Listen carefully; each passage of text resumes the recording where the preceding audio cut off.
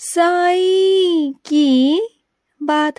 बच्चे, अपने साईं का हाथ थाम लो मेरे बच्चे, मेरा हाथ थाम लो। जब भी तुम्हें डर लगे ना तो अपने साईं का हाथ थाम लेना। तुम्हें बिल्कुल भी डर नहीं लगेगा, बल्कि तुम्हारे अंदर और हिम्मत और शक्ति आ जाएगी। मेरा हाथ थामते ही, मेरे चरण पकड़ते ही मेरे बच्चे तुम देखते जाओ, जो काम तुम नहीं कर पा रहे हो ना, वो काम भी तुम कर पाओगे और वो काम तुम्हारे लिए आसान हो जाएगा। तुम बिल्कुल चिंता मत करो। और सुनो, जिम्मेदारी तुम सबकी है, सब पर थोड़ी थोड़ी जिम्मेदारी डालो।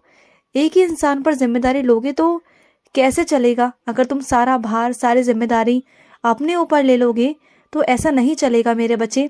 जितने भी लोग हैं, जितने भी सदस्य हैं, सब पर थोड़ा थोड़ा हिस्से में जिम्मेदारियां डालो, जिससे सबको जिम्मेदारियां समझ में भी आए और सब अपनी जिम्मेदारियों को निभाएंगे तो किसी को कोई दिक्कत भी नहीं होगी और सब पर जिम्मेदारियां रहेंगी तो एक पर भार भी नहीं रहेगा और सारे काम बहुत आराम से और बहुत अच्छे से हो जाएंगे।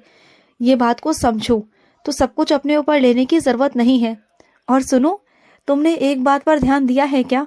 जब जब तुम मेरी लीलाओं का गुणगान करते हो, जब जब मेरी लीलाओं का जिक्र करते हो ना तुम, तो तुम्हारी आंखों में वो चमक होती है, तुम्हारे दिल में वो खुशी होती है, बहुत अलग सी खुशी। तुम ना बहुत खुश हो जाते हो ये देख कर, ये सोच कर। तुम्हारा जो मन है ना वो प्रफुल्लित हो उठता है जब भी तुम अपने साईं का गुणगान करते हो। जब भी मेरा नाम तुम्हारे जुबान पर आता है या फिर तुम मुझे कहीं देख लेते हो, किसी चित्र के रूप में, मेरे नाम के रूप में, कहीं भी, तो तुम इतने खुश हो जाते हो, बहुत खुश, कि तुम्हारा बाबा तुम्हें दिखाई दे गया। और या फिर तुम इतना खुश होते हो, कोई भी अगर मेरे बारे में जिक्र करता है या फिर तुम अपने से किसी और को जिक्र करते हो मेरे बारे में, तो इतना ज़्यादा खुश हो जाते हो कि क्या बताऊं। और अगर तुमने ध्यान नहीं दिया है ना तो इस बार ध्यान ज़रूर देना। देखना कि तुम्हारे मन में कितना आनंद होता है। और वो इसी बात की निशानी है कि मेरी कृपा है तुम पर, क्योंकि मेरे बच्चे बहुत सारे हैं जो मेरा नाम लेते हैं, लेकिन आनंद हर किसी को नहीं आता, रस हर किसी को नहीं आता जो तुम्हें आता है मेरे बच्चे। और देखो, बचाव करना कोई बुरी बात नहीं है मेरे बच्चे। तुमने जो किया वो अपने बचाव के लिए किया, और अपने बचाव में तो हर कोई करता है ना। अपना खुद के लिए, स्वयं के लिए खड़ा होना कोई बुरी बात नहीं है। ये बात तो मैं खुद ही कहता हूँ ना कि तुम्हें आत्मनिर्भर बनना है, तुम्हें खुद से खड़ा होना है। तो इसमें गलत क्या किया तुमने? तुमने कुछ गलत नहीं किया। तुमने जो अपना बचाव किया वो बिल्कुल ठीक किया, और तुम्हें करना भी चाहिए था। अगर तुम मुझसे पूछते तो शायद मैं भी तुम्हें यही जवाब देता कि अपना बचाव करो। क्योंकि क्या है ना कि हर कोई तुम्हारे साथ हर समय रहे, ये तो मुमकिन है ही नहीं ना मेरे बच्चे। ये बात तुम भी जानते हो बहुत अच्छे से कि तुम्हें खुद के लिए तो खड़ा होना पड़ेगा, हिम्मत तो लानी पड़ेगी। कब तक यूं कमजोर रहकर, परेशान रहकर हिम्मत को हारते हुए रहोगे? अपने अंदर इतनी हिम्मत पैदा कर लो कि तुम हर एक चीज से लड़ सको, हर एक चीज का सामना कर सको। अपने अंदर हिम्मत पैदा करो। अब तक तुम दूसरों पर आश्रित होते आए हो, लेकिन हर पल, हर वक्त कोई तुम्हारे साथ रहे, ये मुमकिन नहीं है मेरे बच्चे। और इस बार मैंने तुम्हें एक छोटी सी लीला कर कर दिखाई भी, तुम्हें समझाने की कोशिश भी की, और मुझे लगता है कि शायद तुम समझ गए होंगे। मैं आशा करता हूँ कि आगे से तुम अपनी लड़ाई खुद से लड़ोगे, और अपनी लड़ाई खुद से लड़ोगे ना तो मुझे बहुत खुशी होगी। पहचानो अपने आप को, तुम बहुत शक्तिशाली हो, तुम्हें किसी का मोहताज होने की जरूरत है ही नहीं। तुम बहुत शक्तिशाली हो मेरे बच्चे। ये तो तुम्हें लोगों ने ऐसा बना रखा था कह कहकर, जो तुमने सुना है ना कि तुम कमजोर हो, कमजोर हो, कमजोर हो, तो इसलिए तुम्हें लगता है कि तुम कमजोर हो। मैं तुमसे कहता हूँ कि तुम शक्तिशाली हो। सुनने का भी ना तुम्हारे शरीर पर, तुम्हारे दिमाग पर, तुम्हारी सोच पर बहुत फर्क पड़ता है। अगर कोई बार बार तुमसे कहेगा कि तुम कमजोर हो, तुम नहीं कर सकते हो, तो तुम वैसे ही बन जाओगे। उन लोगों का हमेशा यही रहा है कि वो तुम्हें डरा कर रखे, वो तुम्हें डरा कर रखना चाहते हैं और तुम डर गए हो। बस इतनी सी बात है, इस बार तुम डरोगे नहीं। और सुनो मेरी बात को, मेरी उदी सब ठीक कर देगी, विश्वास रखना। 1-2 महीना मेरी उदी लेना, प्रतिदिन नियम से लेना, फिर देखना 2 महीने बाद तुम मुझे कहना कि बाबा मेरे साथ क्या क्या हुआ। तुम्हारे साथ बहुत सारी लीलाएं होंगी, तुम करो तो सही, तुम मेरी उदी का सेवन करो तो सही। तुम खुद कहोगे मेरे पास आकर कि बाबा ये क्या चमत्कार कर दिया आपने, ये एक राख जो आपका उदी है, इसने क्या चमत्कार कर दिया है, तुम खुद कहोगे। और वो उस दिन से ना तुम्हारे लिए इतनी पूजनीय हो जाएगी ना कि तुम अपने पलकों पर बिठा के रखोगे, अपने हाथों में रखोगे, ऐसे संभाल कर रखोगे ना उदी को कि जैसे कि तुम्हारे लिए कुछ सोना चांदी है, कुछ कीमती जेवरात हैं। ऐसे संभाल के रखोगे मेरी उदी को। और कई मेरे बच्चे तो मेरी उदी को ऐसा संभाल के रखते हैं ना कि कहीं उनके पास से कहीं दूर ना चली जाए। इतनी अहमियत है उनके जीवन में मेरी उदी की। तुम्हारे जीवन में भी होगी, विश्वास रखो। देखो, ये नया महीना है ना, इस नए महीने में तुम्हें बहुत कुछ अपने जीवन में बदलाव करना होगा, परिवर्तन करना होगा, क्योंकि तुमने नए साल में कदम रख दिया है। और इस नए साल में बहुत कुछ नया होगा तुम्हारे साथ, बहुत कुछ। और कुछ नए लोग भी तुम्हारी ज़िंदगी में आएंगे, जुड़ेंगे, और तुम्हारी दिशाएं भी बदलने वाली हैं, तुम्हारे रास्ते भी बदलने वाले हैं। जैसे तुम पहले अपनी दिनचर्या रखते थे, अब वैसे तुम्हारी दिनचर्या नहीं रहने वाली है।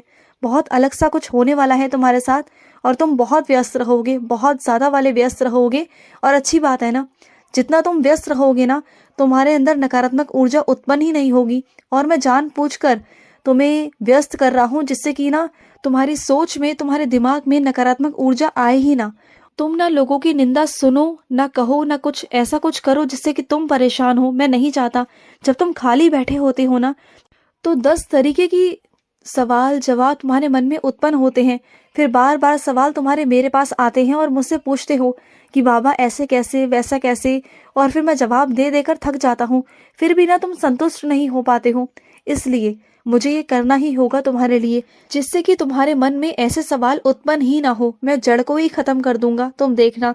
और सुनो, तुम्हारी नौकरी चली गई है, मुझे पता है। मैं जानता हूँ कि तुमने बहुत मेहनत की थी, लेकिन उसके बावजूद भी तुम्हारी नौकरी चली गई, तुम्हारे हाथ से छिन गई है।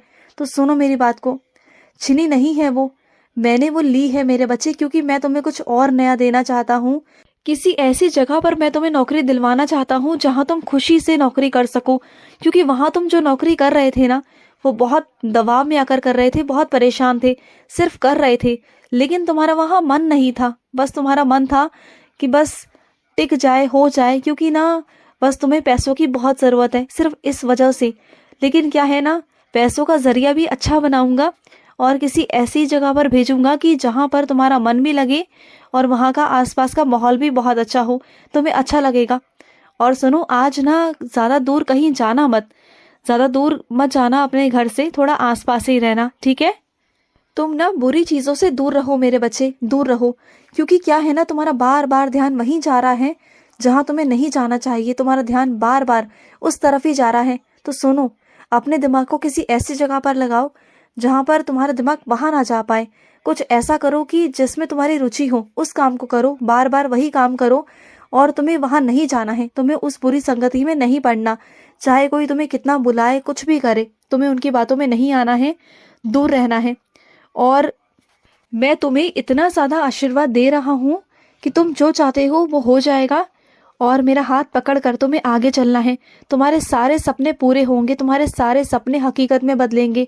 जो तुम्हें दिशा दिखाई गई है ना, जो रास्ते तुम्हें दिखाए गए हैं, उन रास्तों पर चलते चलो, चलते चलो। बस तुम्हें कुछ नहीं करना, बस चलते चलना है, मेरी बात को मानते हुए आगे बढ़ते जाना है। और उसके बाद जो होगा वो तुम खुद ही देख लेना कि तुम्हारे लिए मैंने क्या सोच रखा है।